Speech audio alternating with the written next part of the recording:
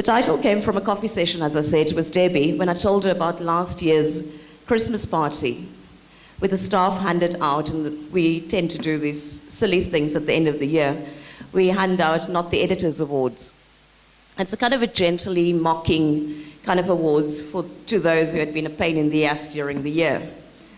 And so you will assume then that I was a severe pain in all the staff's asses.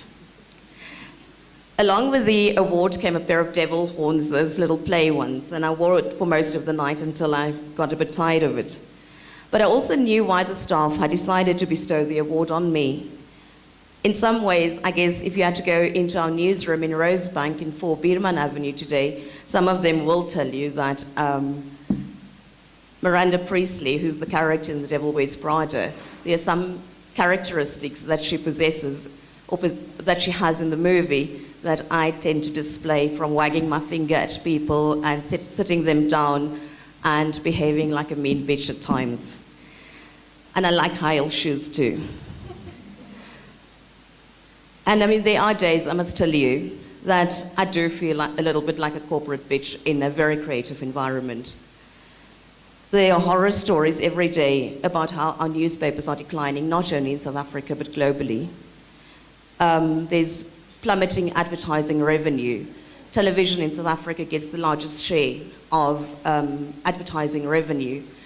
We have several media houses in the country, and we all compete for the same slice of a pie. And the pie seems to be shrinking at all times. And then, of course, you all know that there's a very frightening global economy that's sluggish and doesn't create as much employment as it should, and provide economic growth in South Africa as well. And in the middle of all of this, there's this tiny 4-year-old newspaper that I'm privileged to be editor of. When I took over just over 2 years ago, I told staff at our first meeting that I would not be the editor to switch off the lights on the Times. But that vow comes with a certain amount of responsibility and toughness, and a willingness to go into battle for resources, readers, and advertising revenue. So how do you become the corporate bitch in a creative environment then? Last week, for instance, I was sitting with one of our interns. We have a graduate program for young reporters who want to enter into journalism, and we take about 10 young people who have first degrees already. And this young woman came to sit with me because I had assigned her a story, and we were talking about the story. She's a smart young woman who had left school in grade 9, finished her matric at an FET college, and then went to become the first member of her family to graduate from university. As we sat at my desk, and I don't have an office, I sit with the staff and I move around to terrorize them at different times of the month. As we sat brainstorming her story, I'd assigned her. Other people kept on interrupting me until I started saying under my breath, I feel like I'm the mother of a newsroom. And this tiny little thing called Poppy said to me not to tell her that, because I want to be an editor, she says. I want to be the editor of the Sunday Times. And I looked at this girl, who I know I will hire at the end of the year when she finishes the graduate program with us, because I know she's hungry, ambitious, smart, and talented. And I remembered myself about 15 years ago. I too had dreamt of becoming the editor of the Sunday Times. As you can see, I haven't yet. It is a bastion, precisely because it is the bastion of male privilege and command. And certainly, the Sunday Times had several black male editors, but no woman's perfume had ever gone in there permanently, only for a brief meeting or two. There's no stilettos clacking over the little piece of wooden floor that before you step into the office. And as many of you will know about the Sunday Times, it has been and it still is regarded as a corner office. That editor's office is regarded as the corner office of virtue and power. Unless you're in media, unless you're in newspapers, I cannot even begin to describe the allure that office has. Because there's a sense, if you make it to that corner office, you might as well die and go to Jesus. You've made it. And I recently even spoke to, and this is not reserved for women only, it's all of us. It's kind of, that's the thing for us, if you're in newspapers. Otherwise, you might want to become the CEO of the SABC, which is a whole lot of different things to think about. But I recently spoke to an old Sunday Times editor, an old Sunday Times colleague, a male colleague who had left the paper more than 10 years ago. Until this day, he still wonders if he had stayed, would he have become the editor of the Sunday Times? That's how much it burns his ass. And so as I looked at this young woman in the Times' newsroom, Poppy, and we share office space with the Sunday Times, we kind of cross the floor, a third of the floor belongs to the Times because we're tiny and we're upstarts, and 2/3 of the office space obviously belongs to the big mother in the company, the Sunday Times.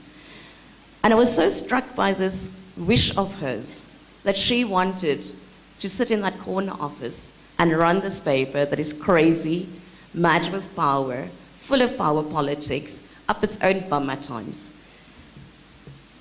And I thought about when I wanted to be that too. So I said to her, come over here, come walk with me. And so we walked across the office. I said to her, have you ever been to the Sunday Times side? She said, no, I'm too intimidated. I don't want to go down there. I said, come with me. They won't chase me away. They're just scared of me. And so I walked her down to where Ray Hartley, the current editor of the Sunday Times' office is. Outside the office is the most wonderful, stunning thing. There's this wall just outside the office, and there are 2 rows of pictures. And every single picture is an uncle. 1 row, just white guys, really old. This paper's over 100 years old. You just see these white guys. Then the second row, which is not finished yet, 2 white guys, and then darkies start. But still men. And as she stood there, all she said was, wow.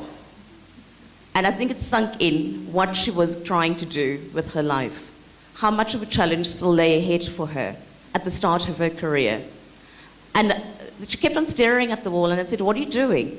And she said, I'm counting how many of the pictures will come there before I get there. And I just loved that. That was just phenomenal.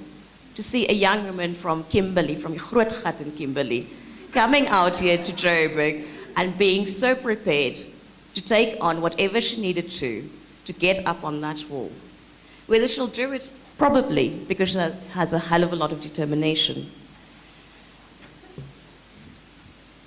And as we stood there before we went back to our desks, I said to her, when you get tired and when you get demotivated, when you're about to give up on the goal that you have, and think of this wall, and let it push you back on that path, so that you always remember that vision that lies ahead and the path that you want to be back on. What I didn't tell her was I had that same dream too. I used to stare at that wall too. And when I arrived at the Sunday Times, it was just white old men. When I started, it was Ken Owen, who scared the hell out of all of us. We didn't see him in the newsroom, but when he came into the newsroom, you knew Ken Owen was there. He was one of the scariest men I've ever met in my life. But here's the thing about goals, and when I stood with that young girl, I realized that even though I'd not gotten to that corner office, I had gotten to a whole lot of good places. And just because I hadn't gotten to that office yet, it didn't mean that I wasn't still fulfilling or pursuing the goals that I had for myself back then when I started my journalism career 20 years ago. Your goals may shift, they mutate, they change, they transform. But without setting out with a clear vision of where you want to be, you can't even begin to start GPSing a journey because you'll just get lost all the time. And I think that is so important to remember wherever you find yourself in your career. You need to move forward and you need to have something, even if it's just the next step that you want to get to. Because without that purpose, what are we doing? Especially in our professional lives, especially as women, I think. Part of my goal, certainly, was to become, as I said, was to become the Sunday Times editor. And I went up to one of my bosses who's been a phenomenal person in my professional life, Mike Robertson, who's now the CEO of Abusa. And I asked him, do you think I could ever become an editor of a newspaper? And could I become the editor of the Sunday Times one day? This was about 8, 9 years ago. And I asked for and when he said yes, I said, I want to go and learn then. Send me somewhere where it's small, not the Sun. I need to get out of the Sunday Times because there's only one corner office. And there's so many people at the same time vying to get into that office. And I didn't have the skills to be confident that I could move somehow to become editor of the Sunday Times. And so I went to Debbie's East London. And so with my Joburg big, bold attitude stuffed in my pockets, I found the Eastern Cape the most humbling, most truthful, and most inspiring choice I could ever have made to start my journey. But I walked into a newspaper that was called The Daily Disgrace by the residents of East London. It was profitable, but it was a bad newspaper. But on the 17th of January 2005, I walked into the Daily Dispatch. It's a heritage building. It is like a warren. You get lost in it. Parts of it will fall off at some stage. There's some balconies you can't move onto because it's fraught. And it's just a crazy building. And the building, in some ways, personified what was inside. I was so arrogant. I just thought, I come from Joburg, I've worked for the biggest newspaper in the country, I'll just show these people. Of course, I didn't realize that they had gathered intelligence about me, and I was regarded as the bitch sent from East London, from Johannesburg. So that kind of was a negative to start out with.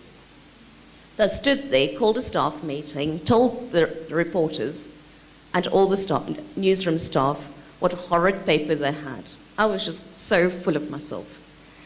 I told them that if they didn't like what was going to happen to the paper, they would have to move elsewhere, and you have to understand there's only one newspaper, proper newspaper in East London, and it's the Daily Dispatch. So most people come there at the end of their careers rather than to begin or to spend the most fruitful part of their careers at the paper.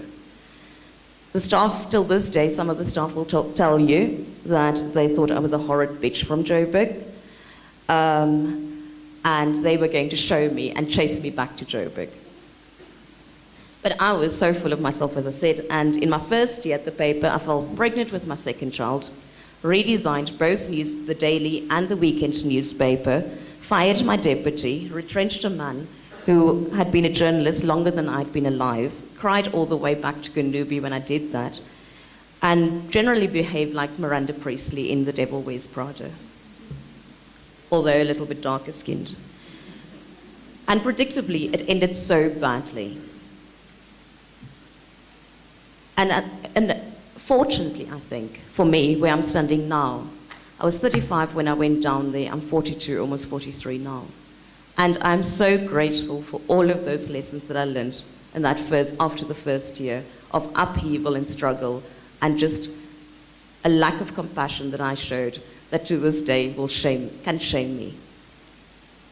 Because I found that what I had done in that first year was so aggressive.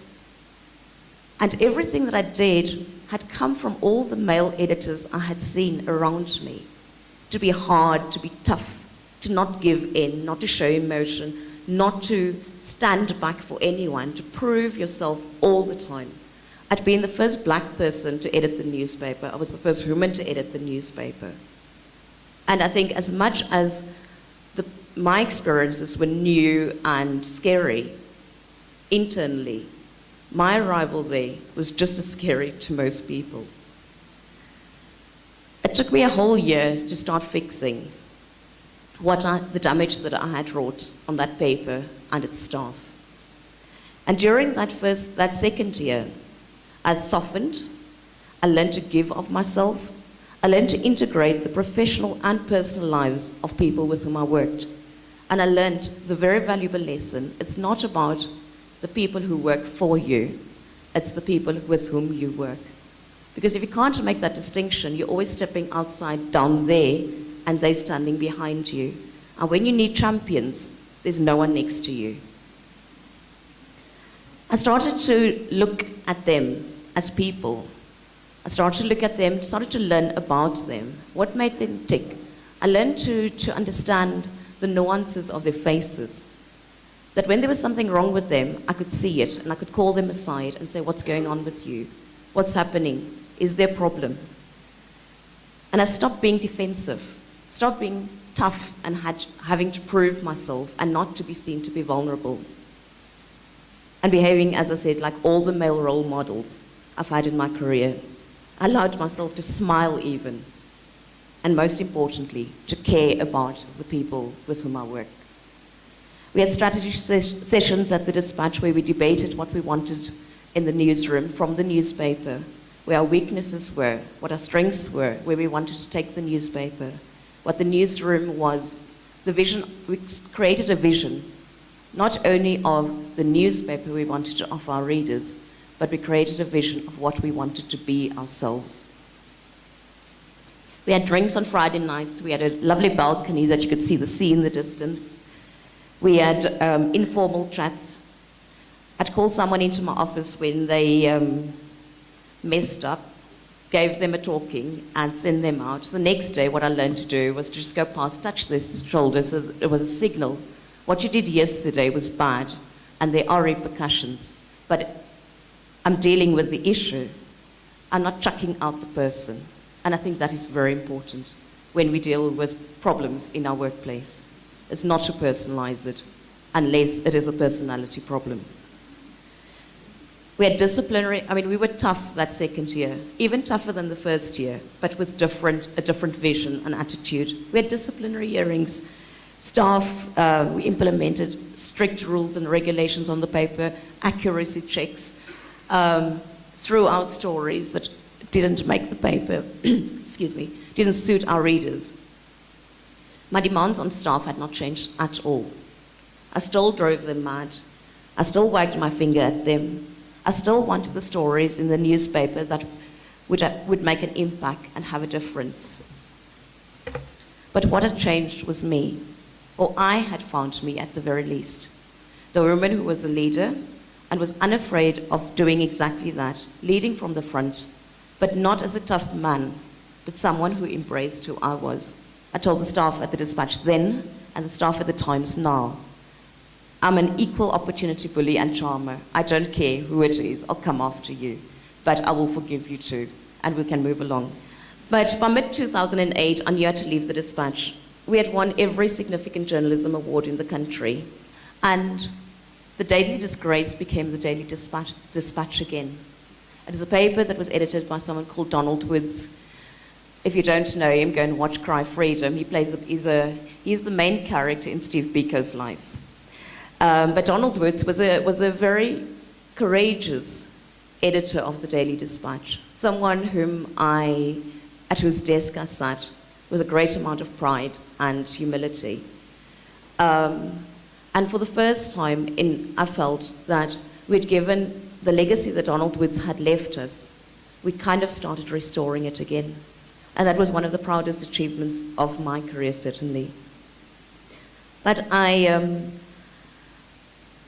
life, and this is the interesting thing about what we do as women as well, my life had come to a professional and personal crossroads where I had to make a decision about what would happen to my children living in East London with the father living in Gauteng. And so you make certain decisions. And as a parent, I think most of us, we make decisions first and foremost about our children. And we kind of think our careers will catch up. And certainly that's what I needed to do. I needed to take my children to be closer to their father, even though we were no longer together. And so I moved back to Johannesburg. For about 18 months, I worked at Business Times as the editor. And then I moved over to the Times just over 2 years ago. The Times is a very different animal to the Daily Dispatch. The Daily Dispatch is over 100 years old. The Times is 4 years old. It'll be 5 years old next month. And so, but the one thing that I found, so I had to change a whole lot of things at the Times. When it was started, it was the reason for its existence initially was to drive subscriptions for the Sunday Times, to protect the Sunday Times' growth. So basically it meant that you could publish a blank, well, you couldn't publish, you could put together a blank newspaper, pop it over someone's wall, and you didn't have to do anything because they were just getting it in any case. Unfortunately, when I moved in, Mike Robertson, again, decided to change the reason for the Times. So what we call in our industry single copy sales, which is what you get at the street corners at your garage store, where you actually make a purchase decision every single day. So suddenly the Times, that from being a a subscription paper became a single copy sales paper, and that's what we had to drive. So we had to go and compete against a whole bunch of other daily newspapers like The Star, The Citizen, Bild, Sowetan even, and that's a paper in our own group. And so the reporting had to change. The way we did work had to change. And again, I was considered the new bitch coming in. And also because editors are very different. People are different, bosses are different. So people get used to one person who is a little bit more relaxed, and then someone else comes in who's a little bit unrelaxed, who is kind of a busybody, wants to know what's going on, where's that story, why isn't it like that, why is the page looking like that? And so again, you find yourself having to adapt to people. And that's quite a challenge sometimes.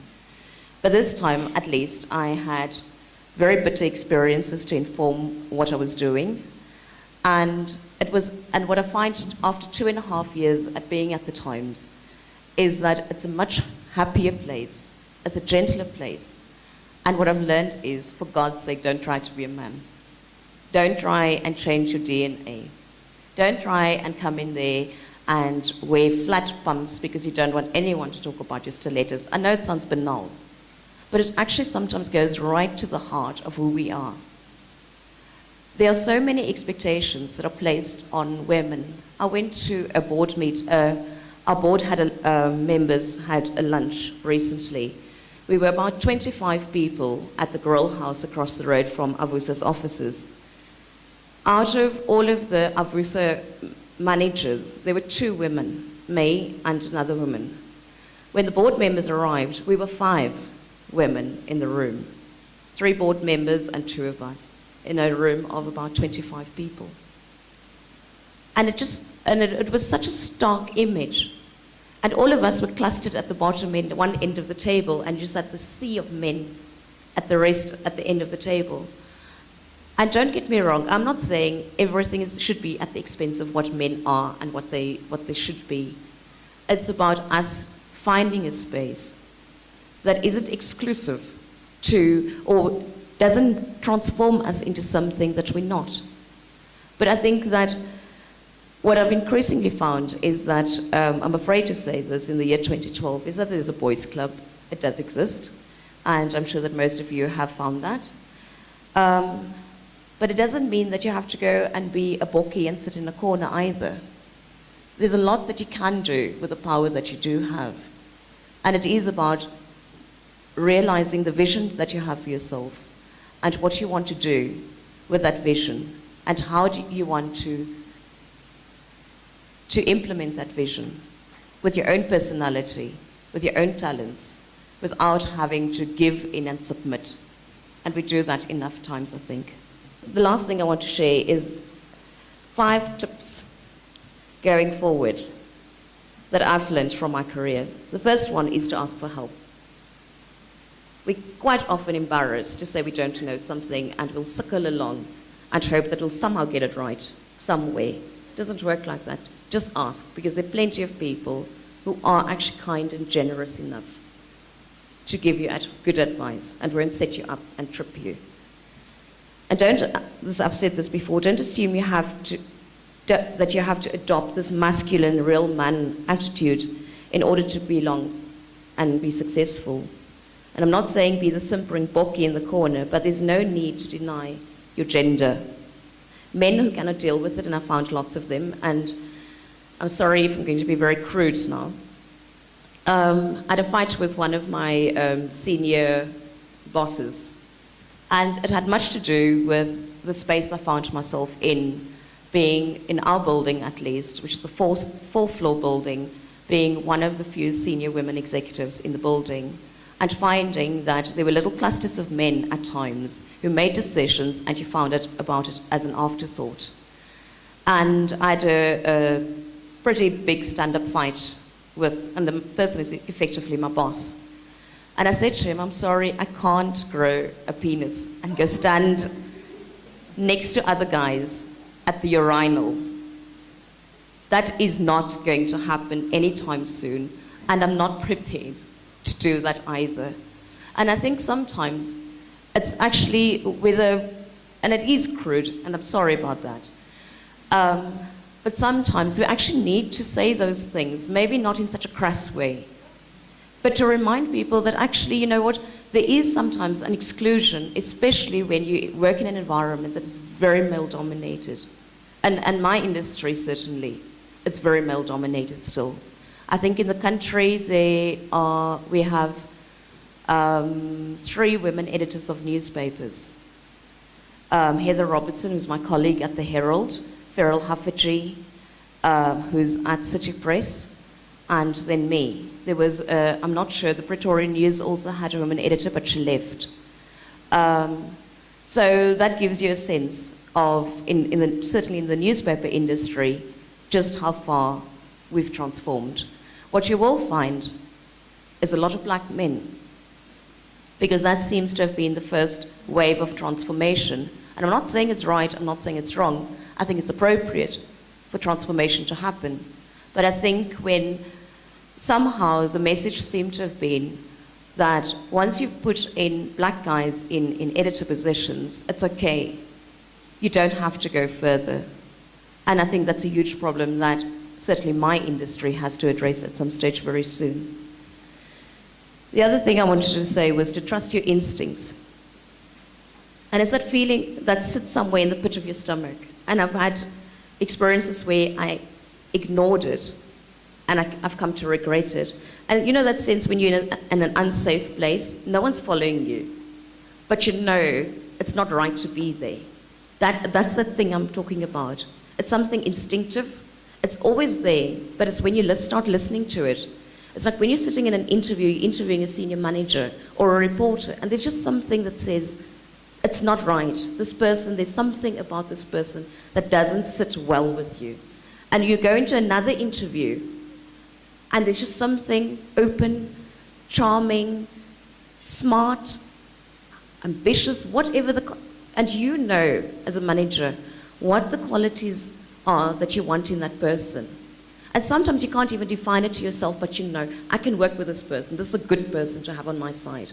And I think instead of sitting with and our HR departments love giving us long lists to tick off when you sit in an interview, sometimes that's good, but there's the other part that's also good. And I think one should actually allow that other part to play a very pivotal role when we make decisions sometimes.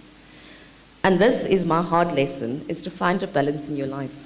If you have a family, you need to find champions in the workplace who will understand your need to be with your family. You don't have to come in I come in at 7:30 in the morning and I leave at 7 o'clock at night. I am an exceptionally bad mother. My children's bedtime is 8 o'clock. So you can see how much time I spend with my children in the evening. We drive each other demented by eating each other up almost when I get home in the evening. It's too much. You should be able to find people within your workplace who are capable of doing what is expected of them. That's a professional workplace, so that you can go home. I have a male colleague who told me he promised his daughter when she was born that he would be home to bath her. She's now 8 years old. He still leaves at 5:30. But some of us won't do that. Other thing, never sleep with your boss. Bad mistake. Or for that matter, someone in your office.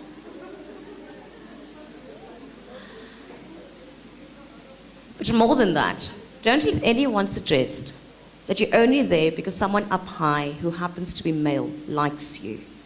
And that happens quite often. I sat in a meeting a few years ago, just come back from East London, and I was the editor of Business Times. Sunday Times had gone through a massive problem, credibility problem, and we had brought in a whole bunch of people to do a survey and research into what the key problems were at the Sunday Times. I'd been there one day, so I wasn't part of this research. All senior managers were sitting around the boardroom table and discussing how we were going to publicly manage, because everyone knew about the process, how we're going to publicly manage the results of this report. And I sat there, and we were about 10 people. And one of the people in the room who had been mentioned quite significantly in a negative way in the report, started talking, and she said, you know, how do you deal with the fact that people say that I am where I am because someone in the company is my brother? And for instance, that Felicia's only where she is because she slept with my brother. And this was in a meeting, and I just like went back and I kind of left it, and no one spoke. It was like this very awkward, demeaning silence. After that, I went to her, I closed the office door, and I said, I will fuck you up if you ever do that again. I mean, okay, excuse my language. But the point was to tolerate that kind of stuff, to allow people to damage your reputation, just like that, with a careless comment. It takes so much to repair the damage once it's done. Because something sticks with someone in that room. And you're the one who walks through that building every single bloomin' day with someone saying, did you hear what they said about Felicia? And I'm sorry, I work my ass off. And I'm not going to have some vain, insecure person come around and actually destroy my credibility in the industry that I love to be in. And I think we need to be tough about those things at times, and I don't think we are tough enough to challenge when people start attacking us. It's what Debbie said about other women who pull you down. Whether it's a man or a woman, I don't care.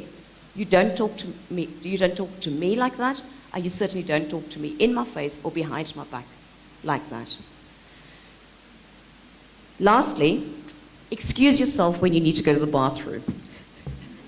And it seems like a joke, but how many times have you sat in a meeting with men only, and you have had children, so your blood is not that well anymore, and you sit there, and you sit there, and you sit, and you will not get up, because you think it's a sign of weakness, that you will outsit every man in the room. It is such nonsense. Why do we do that to our bladders and ourselves?